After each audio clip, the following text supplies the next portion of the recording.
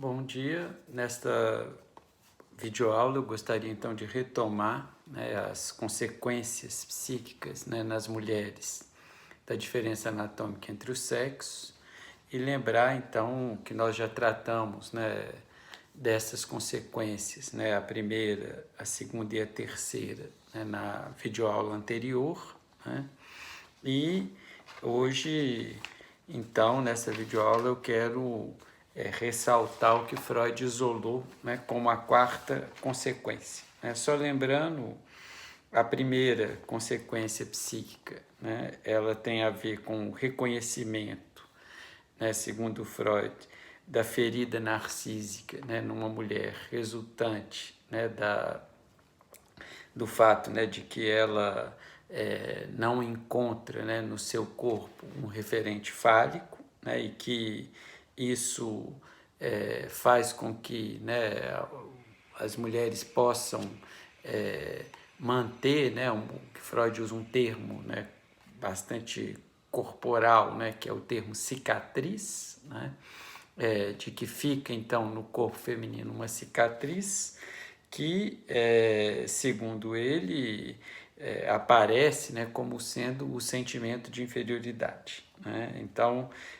a primeira consequência seria, no lugar dessa ferida narcísica impingida pela castração, nós veríamos aparecer uma cicatriz que Freud considera como sendo o sentimento de inferioridade. Uma segunda consequência psíquica, que eu também já falei da vez passada, é o ciúme, e que teria a ver com até essa situação comum, por exemplo, do ciúme feminino em relação a outra mulher, que aparece sob essa fórmula, o que ela tem que eu não tenho. No caso aí da mulher que tem ciúme da outra, ou da figura do outro, na vida de um casal. Por fim, na terceira consequência, que eu também tratei na última videoaula, nós teríamos o afrouxamento da relação terna da mãe como um objeto, e a gente veria aparecer aí os elementos freudianos disso que ficou conhecido depois como sendo a devastação feminina, a devastação da mãe com relação à filha. Então, ou seja, a relação terna com a mãe se enfraquece, afrouxa, e a gente vê aparecer aí as dificuldades, as relações, muitas vezes até de ódio ou de agressividade, entre filha e mãe, ou entre mãe e filha também. Bom, então, relembradas as três primeiras consequências, vou passar para a quarta, consequência psíquica, nas mulheres, da diferença anatômica entre os sexos. Freud situa essa quarta consequência como que ele chama da mais importante de todas. O que ele diz no 16º parágrafo do texto da Editora Autêntica, página 267. De início, ele situa essa diferença, marcando essa consequência, melhor dizendo, marcando uma diferença entre o modo como a masturbação tende a se apresentar muito mais na vida erótica masculina que na vida erótica feminina, pelo menos no seu tempo, mas acho que isso ainda se mantém como um dado importante. E, ainda assim, Freud também destaca o quanto que a experiência mostra que essa maior frequência da masturbação entre os homens, como um modo de satisfação sexual possível, não nos permitiria adotar uma regra de que algumas mulheres não adotariam também a masturbação com alguma frequência. Nesse contexto, Freud ressalta, na página 267, 16º parágrafo, como as reações de ambos os sexos estão mescladas de traços masculinos e femininos, mas tampouco deixa de tentar solucionar a questão da diferença de frequência da atividade masturbatória realizada por homens ou por mulheres. Considere, então, para a solução dessa questão, né, no que diz respeito a essa frequência, a posição de que, né, e aí cito, página 267, 16º parágrafo, que a masturbação do clitóris seria uma atividade masculina. Inclusive, né, acrescentaria, porque o clitóris já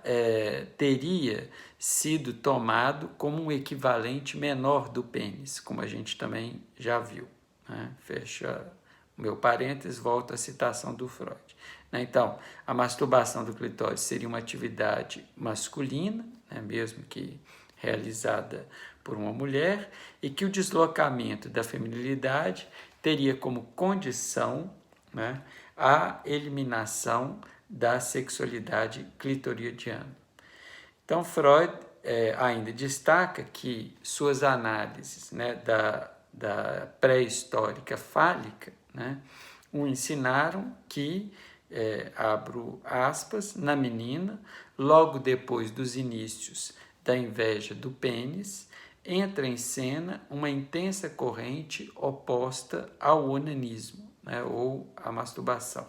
né, fecha aspas. E essa oposição não teria a ver exclusivamente com uma influência de quem cuida da menina, ou seja, como uma influência educacional, cultural, social e mesmo histórica.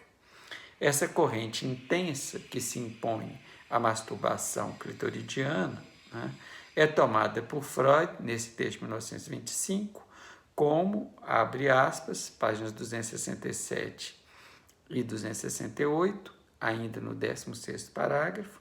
né, como um grande precursor da onda recalcante, que na época da puberdade quer eliminar grande parte da sexualidade masculina relacionada ao clitóris, para deixar espaço para o desenvolvimento da feminilidade. Essa referência freudiana à ação do recalcamento da atividade masturbatória clitoridiana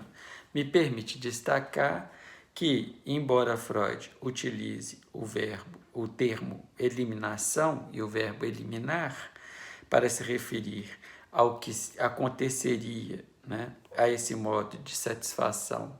autoerótico feminino e sua maior relação com a sexualidade masculina, né, esse modo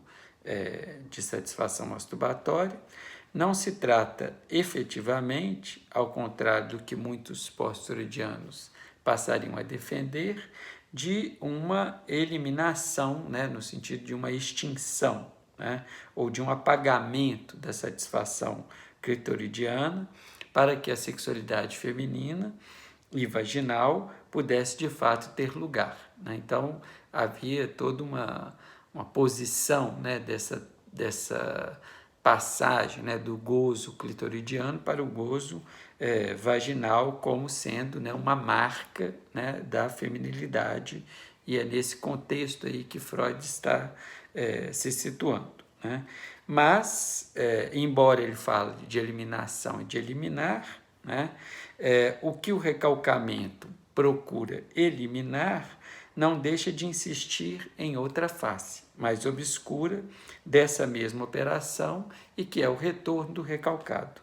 Freud também acaba por situar outro dado contra a atividade, contra essa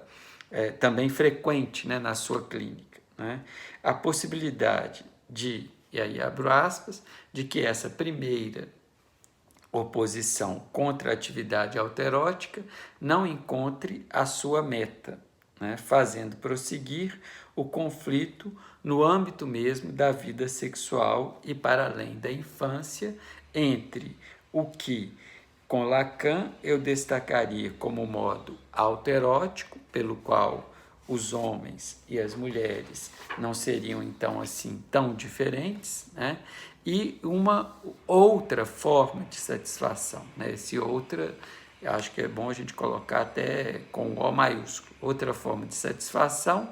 através da qual a diferença entre os sexos será muito mais destacada, presente e ineludível, né? E não possível de ser propriamente escondida ou encoberta ou disfarçada ou, para usar o termo de Freud, eliminada. Por sua vez, nos termos específicos da psicanálise freudiana, no 17º parágrafo, página 268, de algumas consequências psíquicas da distinção anatômica entre os sexos, encontramos a argumentação de que a revolta da menininha contra o onanismo fálico, né, ou seja, contra a atividade masturbatória clitoridiana, acontece a partir, né, do que Freud chama de suposição de que o prazer dessa atividade agradável lhe será estragado por algum fator concorrente. Logo, né, então fecho aspas depois de concorrente, logo é em função da satisfação libidinal, mesmo que não mais relacionada à atividade autoerótica, que uma menina tenderia a se voltar para um modo de satisfação que concerniria mais particularmente a sua diferença sexual. E por isso, o fator concorrente que a faria deslocar-se da atividade masturbatória clitoridiana é situado por Freud, né, em 1925, nos seguintes termos, abre aspas, 17º parágrafo, página 268. A ofensa narcísica ligada à inveja do pênis poderia ser advertência de que nesse ponto, ou seja, eu acrescentaria na satisfação autoerótica, ela não pode de fato competir com o menino e que seria melhor abandonar a concorrência com ele para buscar, segundo Freud, novas vias que levam ao desdobramento da feminilidade. Ora, essas novas vias rumo à feminilidade já me parecem ser uma indicação de como Freud, a seu modo e com os recursos que a sua clínica à época lhe fornecia, já discernia que o gozo feminino é mesmo diferente do gozo masculino e exige, particularmente das mulheres, um deslocamento com relação ao autoerotismo e ao enquadre fálico universal. Considero que, possivelmente por sua formação médica e, sobretudo, pela maior dificuldade de sua época com relação, né, à diferença corporificada pelas mulheres, Freud acabou por associar esse deslocamento decisivo para a sexualidade feminina como a transposição, né, da satisfação clitoridiana para a satisfação vaginal, né, no sentido de que a vagina seria, né, em termos de órgão, algo, né, efetivamente próprio, né, das mulheres concebidas aí dentro da sua diferença anatômica, né, porque o clitóris, inclusive em termos, né, da sua do seu tecido, da sua formação, né, tem um certo equivalente, né, com o pênis, com o falo. Mas parece-me que, ao mencionar a existência de novas vias rumos à feminilidade, ele, bem diferente do que vão propor alguns analistas pós-freudianos, inclusive as mulheres, né, Freud não vai restringir,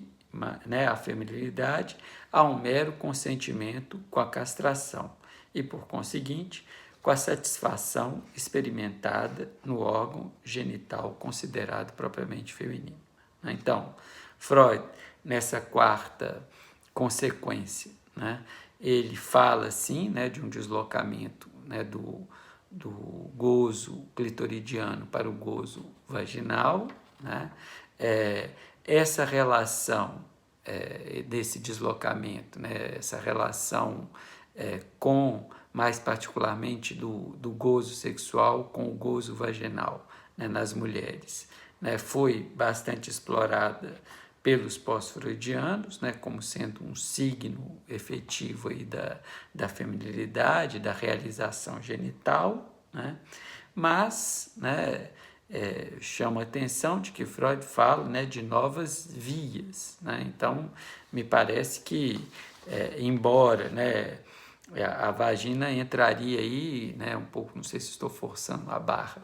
a favor de Freud, quer dizer, mas ela entraria aí mais como isso que seria o diferencial mesmo feminino, né, do que exatamente, né, pura e simplesmente uma referência ao genital, né? Então se trata, né, de que nessa quarta consequência, né, de que as mulheres possam fazer valer efetivamente, né, a sua diferença, né? Nós vamos ter ocasião de trabalhar isso nas aulas, nas videoaulas que eu vou postar aqui, né, específicas sobre a sexualidade feminina, né? Mas antes, né, de abordar, né, essa discussão mais específica sobre a sexualidade feminina e ainda dentro do texto de Freud, né, algumas consequências psíquicas, né, da distinção anatômica entre os sexos, né, eu gostaria, né, de na próxima videoaula, né, concluir esse texto, né, falando da insistência, né, do falo, né, no modo de satisfação feminino, né? Então, após abordar essas 4 consequências psíquicas no que concerne às mulheres, né, Freud vai nos dar elementos, né, a partir do 18º parágrafo do seu texto, né, para a gente poder localizar, né, como que o falo, né, insiste, né, no modo de satisfação feminino, né, e abordar essa insistência do falo vai nos permitir, né, um pouco mais adiante, em outras videoaulas, a tratar, né, isso que seria, né, o que eu estou chamando aqui de uma maneira mais simples, né, esse diferencial da sexualidade feminina. Bom, então é isso.